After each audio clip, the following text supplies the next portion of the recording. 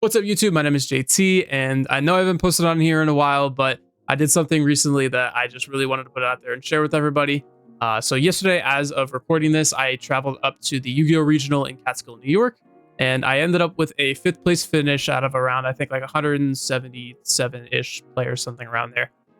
Which is really cool for me because not only is it my first ever top 8 at a Yu-Gi-Oh! Regional, but it's also my my second regional back since I took a longer hiatus from competitive Yu-Gi-Oh! I played the Philly Regional last weekend, but before that, I think the last regional that I played for Yu-Gi-Oh! Was back during like Snake Eye format, like 2 years ago, something like that.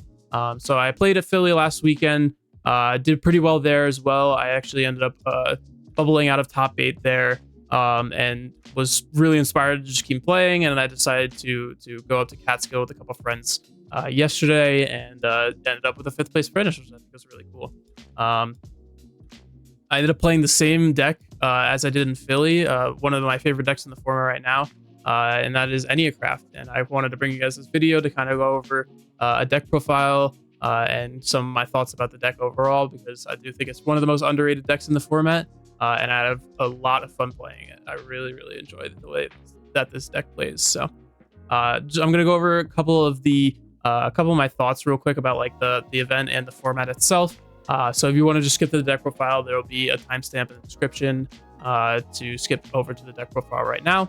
But to go over the event a little bit, so we ended up playing 8 rounds in the regional. I'll put my matchups up here so you guys can see all the decks that I ended up playing throughout the day. My only loss of my 7-1 record was round 3 to a Fiendsmith Yubel deck. Just really big combo deck. I just couldn't break his combo both times. But I had a large, a very diverse spread of decks that I ended up playing. All my opponents were very knowledgeable at the game, very good at the game. I ended up playing one of my friends that I rode in the car with. Actually, shout out to my boy Renato. We played the last round of Swiss, round 8, both at X1 for top cut. And I ended up winning that to get 5th place, but then Renato ended up getting an 8th place anyway. So we both ended up making top cut, which I think was very cool. It was very good that we ended up not having to like team kill to knock one of another out of top 8. So it was very good that we both got in there. But very solid day, very widespread of matchups, and that actually kind of brings me into like my next point that I wanted to go over, kind of discussing how the format is shaking up so far, the Blazing Dominion format. Now that we're in basically week 2 of the format, and it's kind of shaking out a lot differently than I think a lot of people ended up thinking was going to happen going into the format. I think a lot of people were very spooked about how good Cool Tune was going to be. A lot of people thought that deck was going to be very overwhelming in representation, like close to tier 0, if not establishing as tier 0 to start the format. And while it is a very strong deck, and it's been very successful to start the format so far, I definitely think that it's not quite exactly as suffocating as people thought it was going to be initially. Specifically at the 2 regionals I've played, there has been quite a bit of Cool Tune, and it's seen a lot of success, but I've been seeing a lot more of other decks, like specifically at Philly. I remember seeing a lot more like Doomsy at that event, and Catskill, I definitely saw a lot more branded everywhere than Cool Tune in that room yesterday. Now it is important to note that the regional yesterday was being played under the old ban list. The new ban list doesn't go into effect until I believe the day that I'm recording this, which is Monday, the 18th. So we are still playing under the old ban list, which means stuff like Yummy and Draco Tail are still legal, but I don't even think anybody in the room was playing either of those. But we did see like a lot of branded, and I think as people are starting to realize how good of a matchup that branded has into the typical Cool Tune lists, while also not really having a too bad of a matchup into anything else in the format. I think people are starting to realize that branded might actually be on the same level, if not exceeding that of Cool Tune in the format. And honestly, this might be the format where branded is actually the best deck, which is kind of crazy to say, just considering how many people thought that Cool Tune was going to be so suffocating in the format. But outside of like those 2 decks specifically, I think the format in general is just super wide open. There's just a ton of different decks that people can play to success, and we've kind of seen that through the first couple weekends of regionals so far. And I know some of like the European nationals or some of the foreign nationals have been played. And there's like a wide array of different decks that can be played right now, which it can be a good and a bad thing. I know a lot of people don't like diverse formats specifically because it can be kind of tough to prepare for events, not being able to like, prepare for all the different decks that you're going to be playing with only 15 cards in your side deck or whatever. But I do think it's very cool that there's a lot of options that you have in this format. Like if you don't vibe with Cool Tune, because I know a lot of people don't vibe with Cool Tune, or even, a lot of people don't vibe with Branded, something like that. There's a lot of different play styles out there that you can, like a lot of different decks with different play styles out there that you can pick and see success in this format. And I ended up picking one of them. I took a deck that I think is very, very slept on in this format, in Enneacraft, that I think has a very solid matchup into a lot of the top decks in the format right now. And I've seen success now in back-to-back weeks, including this regional top. So yeah, I mean, without further ado, let's just get right into the deck profile so I can show you guys what I played. So like I said, the deck that I ended up taking to Catskill is Enneacraft, and this is one of my favorite decks in the format, honestly. It's a deck that I've kind of vibed with ever since it was released. I've played it for several months now. I just really vibe with the playstyle and how the deck works, and I honestly think it's one of the most underrated decks in the format currently. It has a very, very solid matchup into Cool Tune, a very good matchup into Branded as well, and a pretty decent matchup into everything else in the format that I've run into so far, except exactly like Mitsurugi and Sky Striker. Those matchups can be kind of tough, but they are very winnable for this deck because a lot of the interaction does play well into both of those decks. So yeah, it's just a deck that I've thoroughly enjoyed, and I really enjoyed playing, and I've seen a bit of success with it so far. So let's get right into what I played. Starting out with the level 1s. We have 3 copies of Tremeria, 3 copies of Alazonia, 3 copies of Orgia, 2 copies of Ocneria, and 2 copies of Exapastia. This gives you 13 of the Rhoda level 1s. All of these have the same scale effect that lets you pay 900 to reveal 3 Enneacraft cards from your deck, and then your opponent adds 1 randomly to your hand, essentially letting you search any of your names that you need at any point in time. And along with the 3 copies of Enneacraft Release, this gives you 16 total starters for the deck. The deck doesn't really have like turn 1 combos, like you're not really trying to set up a specific end board, I would say. A lot of your interactions are dependent on the matchup and hand dependent as well, so you kind of adapt to your choices based off of what you're playing into, but this 16 gives you kind of the max consistency in 42 cards in the main deck. I believe it gives you around like a 95% chance to see at least 1 and like a 72% chance to see 2 in combination with the field spell, which I would say is like the standard combo for the deck. But the maximum consistency that I think makes sense for this deck, because you're maxing out on all the ones where the on-field effects are more relevant. These 2 are a little bit less relevant. Ocneria comes up sometimes, especially in like Sky Striker or Branded matchups, being able to recycle their graveyard back to deck so that it can't access it as easily. It does come up a lot. Exapastia can come up in the Draco Tail matchup, which was still being played because this event was pre-ban list, and stuff like the Azamina decks that set off of the Black Witch, and also sometimes like the Branded deck, so you can chain this to like the Albion or whatever to destroy the Fallen and the Virtuous that they set in the end phase. Other than that, Tremeria is very important because this on-field effect is very important to beat things like Mitsurugi in combination with some of the other cards that we'll see later. And Orgia is another one that's very, very relevant because this card can also be seen as pseudo like hand trap insulation. Typically, if you open Orgia and some more of the other engine, typically like Orgia plus like 2 of the other starters, I typically do it. You can actually set this on the field, and then if your opponent tries to like ash one of your search or drills you on res, you can chain this and then flip it. It'll flip and then add whatever you were trying to search anyway.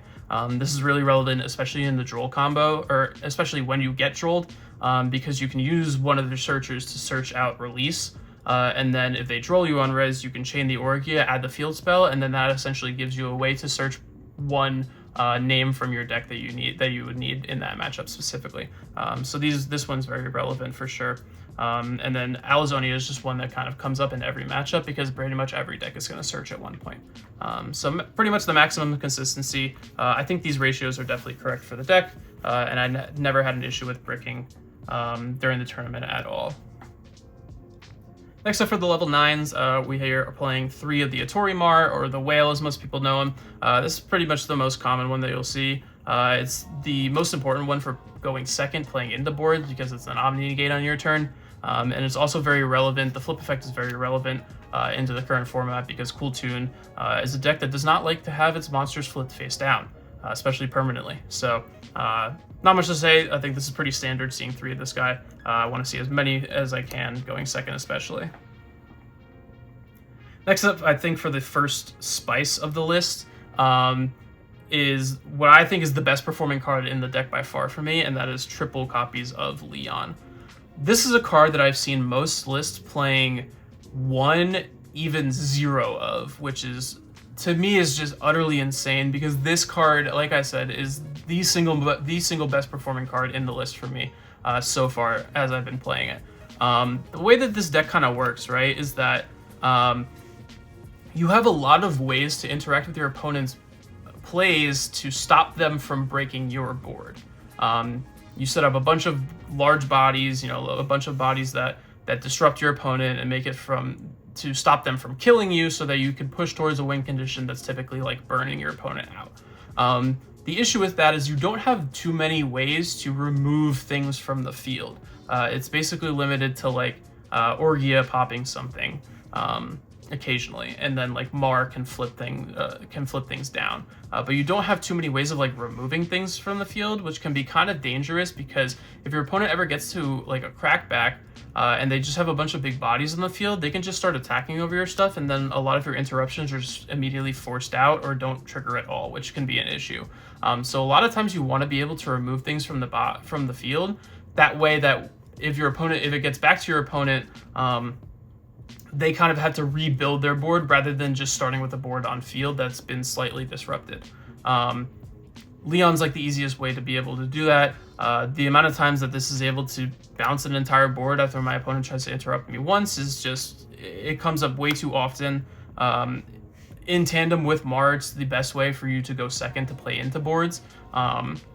It's just, the effect comes up so often when playing into a board specifically, and it's also very good for going first, as well as even more pseudo hand trap insulation, because if they ever try to ash one of your searches or try to remove one of your scales when you activate the effect, you can chain Leon and bounce the scale. You won't get the search, obviously, because the card will leave, but at least you get to keep the body and to be able to use it as the on-field effect later. So this is relevant super often. Going first and going second is especially better going second, because if they try to like ash your scale while you're playing into a board, you chain the Leon, bounce the scale, and bounce 2 cards in their field. It's just, this card is phenomenal. I love seeing multiples of it, because as long as you have one way to interact with your opponent, chances are like you can flip both of them, because a lot of the time you'll try to interact with your opponent, they'll respond with something, you'll chain the Leon, they can chain something else, and then you chain the other Leon. It's just, this card comes up so often. I love seeing it as often as possible. I don't understand why people don't play this card at the maximum copies. I will stand by it until the end of time. I think this is the best performing card in the deck for me, and I will continue to play it at 3 until somebody gives me a good reason otherwise. The other, I think, controversial pick with this deck is that I'm actually playing 3 copies of Arc of Tail, the Scorpion guy. This is the Destruction Protection one. Another one that I often see lists playing, typically like 1 copy, even 0 copies of this one. That one I'm a little bit more open to, or I'm a little bit more understanding of why you wouldn't want to max out on this, because its effect does not come up nearly as often as something as Leon. A lot of the destruction effects in the format, specifically like the Mitsurugi Murakumo or any of like the Cool Toon destruction effects can be chain blocked pretty easily, and some of the destruction effects, such as like Sky Striker Ace Zero to pop something, Tail can't even respond to in those cases. So the effect doesn't always come up too often. However, I do think that there is enough destruction in this current format that I think this card becomes relevant. You see a lot of people are now playing Ghost Ogre and Snow Rabbit, Hydraulis Harmonia, Fallen in the Virtuous, all these cards that destroy, to a point where I think that playing Three Tail as something that can again, like, pseudo called by the grave your opponent in that sense, like if they try to like chain a destruction effect to one of your scale searches, is relevant enough to make this card playable at 3 in this format, to where I want to see this as often as possible, especially going first. In addition, it's also super important to see this to be able to beat the Mitsurugi matchup, because one Murakumo can cook you, and this is one of the ways, in tandem with other cards that we're playing in the list, to end up beating that matchup. In addition to also that, the burn effect on this card is unironically super relevant. Obviously, like, the main win condition with this deck can be burn a lot of the times through the field spell, but a lot of the times the burn won't always finish off your opponent. Like, typically you get into a lot of situations where you'll only burn your opponent down to like 2,000 on one turn, and you need a little bit more gas to kind of finish them off. Well, this card says that after it's flipped face up, each time a monster is sent to your opponent's graveyard, they take 900 damage. So if they try to ash one of your searches, something like that, 900 damage. If they try to perform an extra deck summon, 900 damage. If you attack over something, 900 damage, which is very relevant. It actually it came up against my Mitsu Striker matchup, where we got to a point in the end game where I was kind of out of gas, and I was running really low on gas, but my opponent was out at like 2,000 life points, something like that, and they had left one of the Sky Striker links or something. They had left something in attack. It might have been like an SP or something. And I just had like a bunch of the 3k bodies and a tail on the board, and I just went battle, attacked over something. They took the battle damage and then the 900 on top of it, and they died. So like the burns from this card, and in tandem with like the burn from Leon, can add up very, very quick and just further your win condition too. So this card honestly felt very, very good at 3. I could understand if you would want to cut it down to like 2 or something like that, but I definitely wouldn't play 1, because I think it's way too relevant in this format specifically to not want to see as often as possible. To round out the Anycraft names, we are playing 2 copies of Spia and 2 copies of Pixia. These are also very, very strong cards in the matchup specifically that they come up into. The reason why we're not maxing out on either of them is because they don't come up in nearly as many matchups as the other cards. Spia, for example, is very good into something like a Mitsurugi, or like a Draco Tail, something like that. But it does nothing into like Doomsday or Sky Strike or something like that. So you don't always want to see this in those matchups. Same thing with Pixia. This could be very good into something like Branded, or even like Cool Tune, but into matchups like Mitsurugi especially, this card basically does nothing into those matchups. So you don't always want to see them, but the matchups that they do come up in, they are very, very good, and often game-winningly good. In those matchups specifically, and you can technically pseudo search them with stuff like release plus the field spell. We are playing 2 as well, so like even off of any of the scale reveals, you'll still have a 66% chance to find them off of any of those, which is really good. The other thing that's like relevant about these cards is that their like pseudo floodgate effects are also super, super relevant as well. A lot of the times, you can use cards in the deck to just preemptively flip them manually without like having to flip themselves through their own effects to just get the floodgate effects, and they're like same thing, like super game winning. Like especially Spia, if you don't have like a way to trigger or like force your opponent into a position where they have to use a chain link 3 or higher effect, you can preemptively flip this into like the Mitsurugi matchup, for example. Preemptively flip this and make it so that they can't chain block anything, which means that their Murakumo will always play into tail, which is super, super relevant for this, for that matchup specifically. So these cards, again, very, very good in the matchups that they come up into, but not great into every matchup, which is why we're not maxing out on them. Next for the spells, we have 2 copies of Enneapolis and 2 copies of Release. A lot of players I think are playing 3 copies of Reset, not Release. A lot of players, I think, are playing 3 copies of Reset, 1 copy of Enneapolis. I understand it because Reset is very, very important for this deck. You do want to see this as often as possible, I think, because the Grave Effect is super relevant. However, I don't want to brick on these too often, so I didn't feel like playing 5 copies of the Field Spell was good for the consistency of the deck. And I feel like you do need to play the second Enneapolis, because if the 1 copy, if you're only playing the 1 copy and it gets banished by something like a Q or an SP Little Knight effect, then it is very, very difficult for you to end up winning the game, and like pushing advantage or pushing a win condition throughout the game. So I do feel like you definitely need the 2.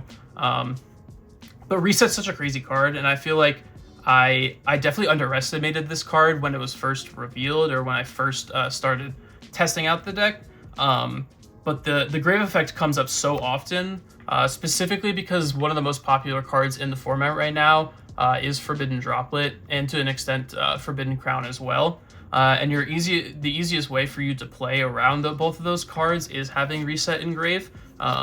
Specifically, for an example, like with Forbidden Droplet, because all of your stuff is face down until they activate, if your opponent's going to droplet one of your interaction effects, they're typically only going to be able to send 1 card, because you're only going to have 1 card face up for the droplet to negate, which means that if they want to prevent you from responding, if they end up sending a monster, it lets you chain the Reset to flip your guy face down. If they end up sending a spell, you get to chain your Leon to bounce the card that they're trying to negate, and then whatever effect you're trying to resolve is going to resolve either way.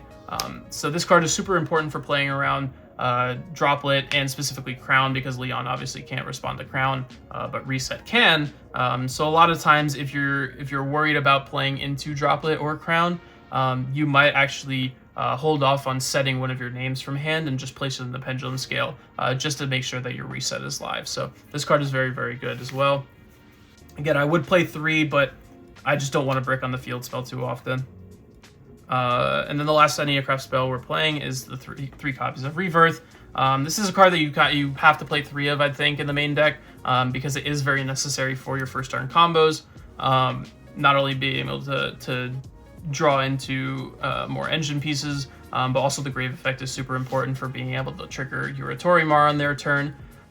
So you do kind of have to play the 3, because you need to guarantee see this on turn 1, to play around a lot of interaction, and to also make your board that much stronger. A lot of the times, though, I do side this out going second. I feel like I draw this going second like every time it happens, regardless of if I side one out or not. And you really don't want to see this going second. You would rather just see more of the monsters and more engine. So I do end up siding one of this out pretty much every single time going second, but you do have to play 3 in the main deck. It's a very good card otherwise, for sure. For the, I guess, non-engine stuff, we're playing one Called by the Grave, because stuff like Droll, stuff like Ash, Ogre can hurt your deck. Still a very good card. Playing double copies of Sullen Luna. This is a card that I also doubted for a while, but I've come around on it pretty heavily. I just like the card specifically because it works as like a 2-for-1 effect. Not only, obviously, you get to Book of Boon one of your opponent's monsters, which is very relevant in a format where Cool Tune is one of the best decks, but also being able to trigger your own effects, stuff like flipping a Atorimar without having to use the Rebirth, is also very relevant. It actually came up in Philly, where this card won me the game. I saw it once the entire tournament in Philly, and it won me the game instantly because I was playing into, I think, an Elf Note player. And they summoned like Medius, they had a full board. I had this set plus an Atorimar. He summoned like a Medius. I activated Sullen Luna. I flipped the Medius and then flipped up the Mar. The Mar booked the rest of his board, and he lost on the spot. So this card is very, very good, just working as a 2-for-1. I like it better than cards like Book of Eclipse or Daruma Cannon, which you might see in this slot sometimes. Specifically because it has more versatility, I think, both going first and second. This is also another way that you can play around stuff like Droplet and Forbidden Crown, which I definitely like. This card performed very, very well for me. And last but not least, the last 3 cards in the main deck.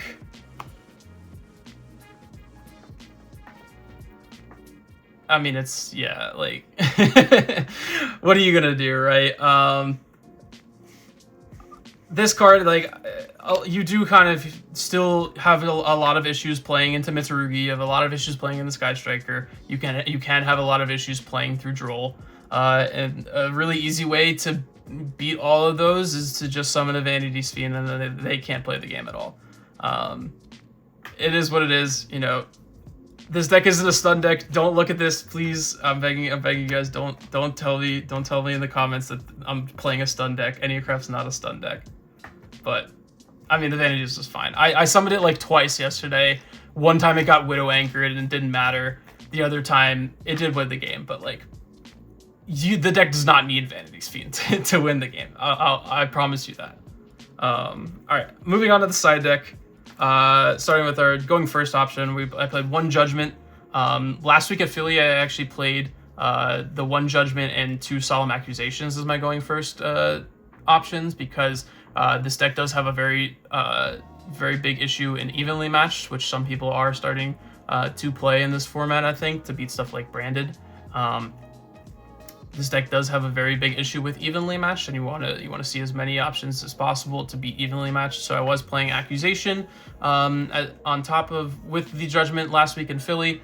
Unfortunately, I had to borrow some Accusations from my friend at Philly, and that same friend did not come to Catskill with us, and I could not find Accusations in time. So I did not end up playing Accusations for Catskill. Luckily, I did not get evenly matched once, so it didn't end up mattering. But this is my one going first side option, which yeah, didn't come up. So in the place of the Accusations, I ended up last minute putting in 2 copies of Droll and Lockbird. The reasoning because my 2 worst matchups in this deck are Mitsurugi and Sky Striker, and by proxy Mitsurugi Sky Striker, and this card does pretty well into all of those decks, which I thought would definitely help my matchups into both of those. Unfortunately, I drew it twice and it got called by twice, so it didn't actually resolve once, but I think I would continue to play it in the side deck going forward. Next up, we have 3 copies of Fua. This is just for like any of the matchups where the board goes super wide. This deck does have a very good matchup into any deck that doesn't set up a very wide end board. Stuff like Cool Tune and Branded that have a lot of interactions with very little on the board. I think this deck does very well into. This deck does run into issues with super big combo decks that set up a lot of interactions on board, a lot of negates, stuff like Doomsday, Elf Note, anything playing like Fiendsmith or Azamina that's setting up multiple like Omni negates on the board that you just need to clear, or that you just need to shut down their big combos or turn them off from trying to their big combos. Fua is very, very good into those. In addition, I think it's still like decent into like the Cool Tune matchup and sometimes the Branded matchups, because it can limit what they do.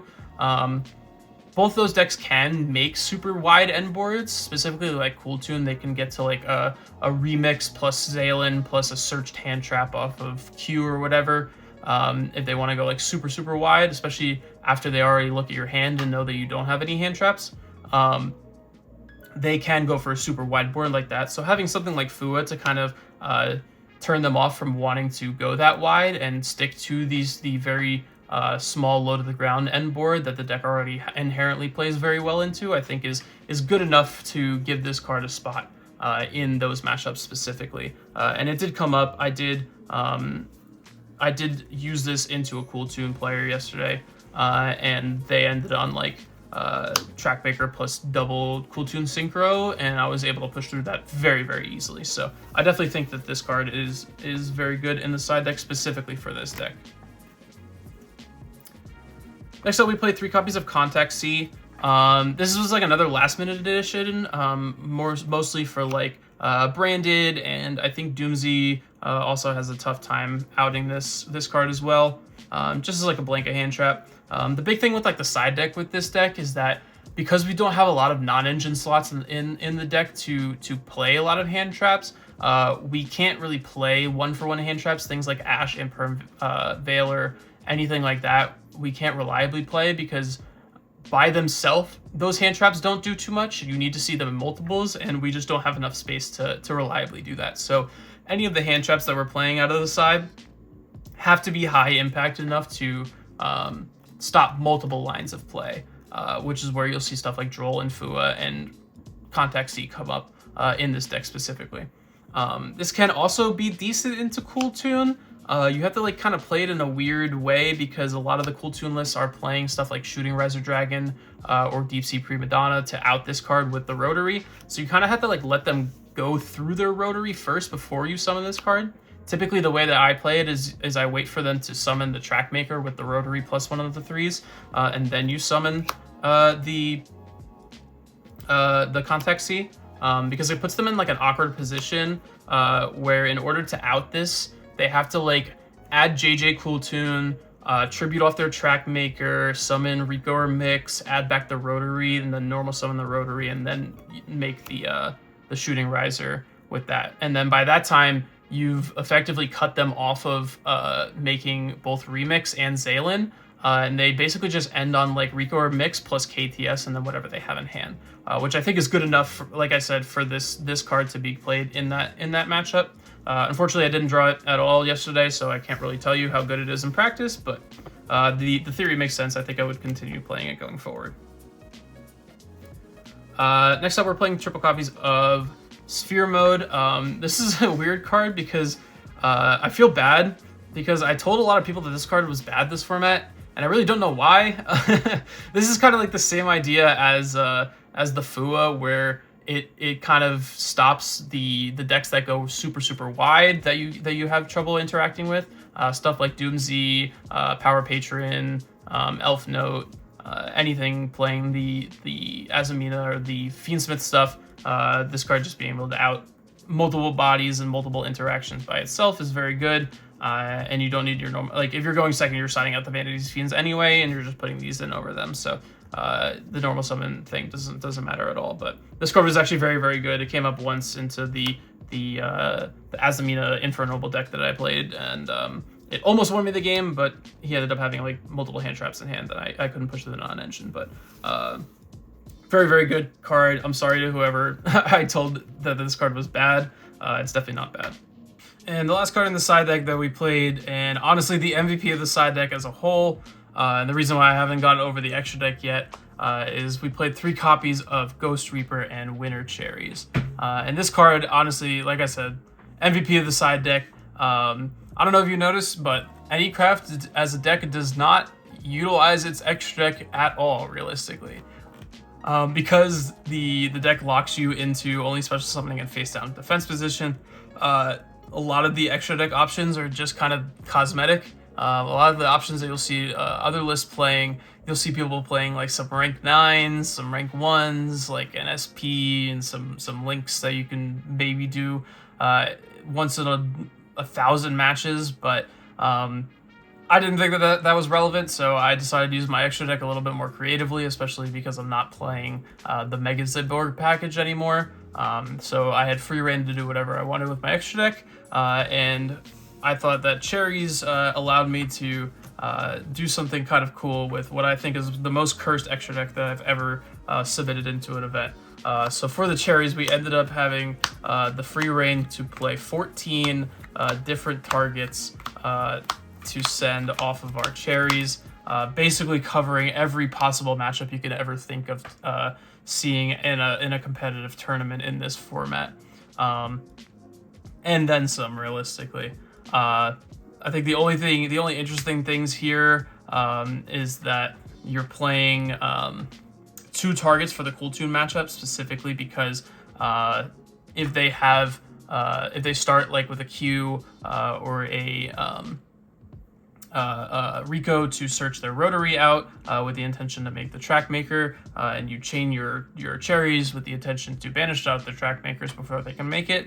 If they have Cool Tune Synchro, then they could just chain that to make at least one of the Track Makers and resolve that, which by that point banishing their other Track Makers isn't really advantageous for you at all. But Cherries does actually only reveal the extra deck monster of your choice on resolution, meaning that if they do end up chaining the KTS to make the Track Maker, you can just on resolution reveal the RS to banish the RS and still get full value out of the Cherries.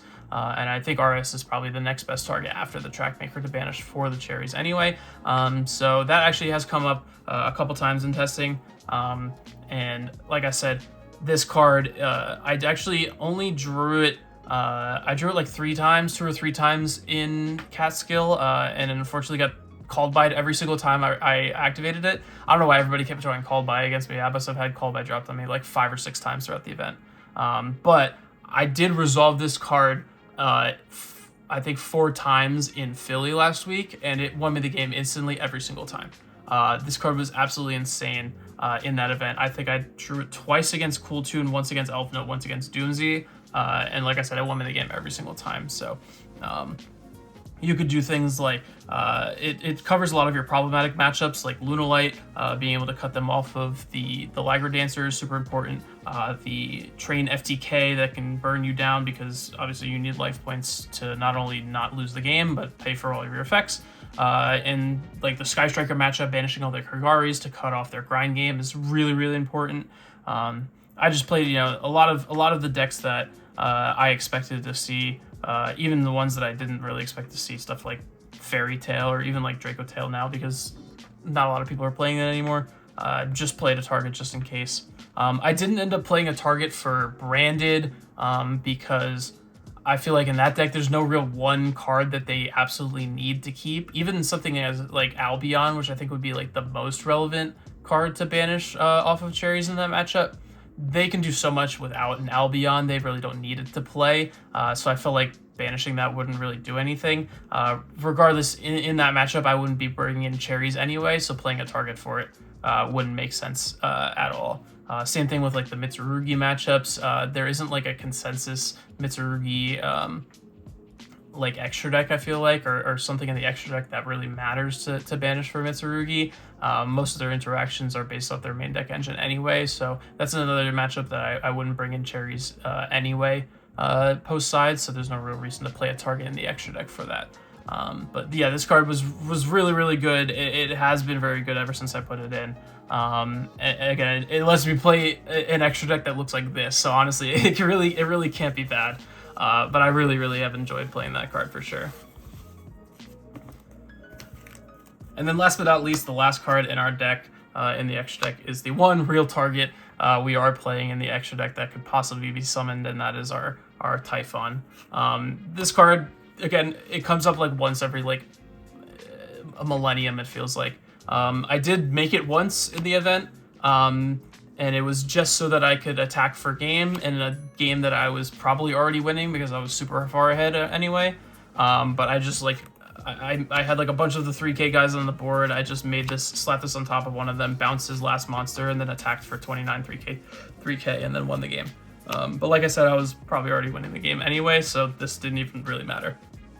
The only other time that I would have summoned it, or I could have summoned it, was against one of my Cool Tune matchups, and he actually hit the 1 in 15 chance off of the clip to banish this from my extra deck, which I thought was really funny. But I ended up winning the matchup anyway. It didn't matter that this got banished at all. But theoretically, this is your one target in the extra deck that you could actually summon. And yeah, that's gonna do it for the deck profile for my 5th place Catskill Regional Enneacraft list. Like I said, I really enjoy this deck. This is one of my favorite decks that I think I've ever played. A little bit biased because obviously it is the deck that took me to my first ever regional top cut placing, which is really cool. But I do just really vibe with the way that the deck plays. It's very back and forth. Obviously, outside of the occasional stun cards that you'll see played, like Vanity's Fiend, I know a lot of other lists are playing like Dimensional Fissure, stuff like that. I think inherently the Enneacraft cards themselves are super interactive. Every single card in the deck requires your opponent to do something, which means that your opponent has to play the game for you to play the game, which I think is a very cool play style. I really enjoy it.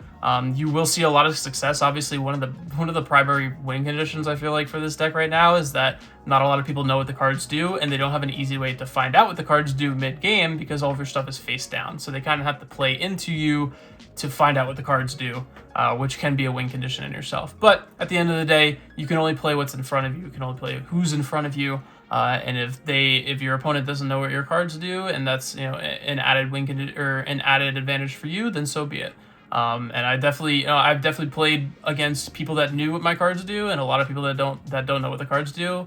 And I've seen success against both. So again, I do think that this deck is a very good sleeper pick in this current format. It has a very, very good matchup into Cool Tune. I don't think I've lost a single matchup against Cool Tune with this deck yet. And a pretty solid matchup into a lot of other decks in the format. So I think if you have an opportunity to try and pick up this deck, because it is still super cheap, very, very easy to pick up, difficult to master kind of deck, but very rewarding to play and very fun to play, in my opinion. I think the only problem is, and in my experience, I've definitely experienced this, is that your entire locals will also refuse to play against you if you end up playing this deck. So if you enjoy getting some free wins that way at locals, then this is also a deck that you might want to pick up. But like I said, yeah, it's just a very fun deck, and I honestly have like a tremendous time playing it, and trying to figure out different game states with this deck. But yep, that's just about it for the deck profile. Again, thank you everybody so much for watching and sticking around, and I appreciate everybody sticking around as I try to get back into this whole YouTubing thing. So hopefully many more event tops to come, many more deck profiles to come, and yeah, until next time, I'll see you guys later. Peace.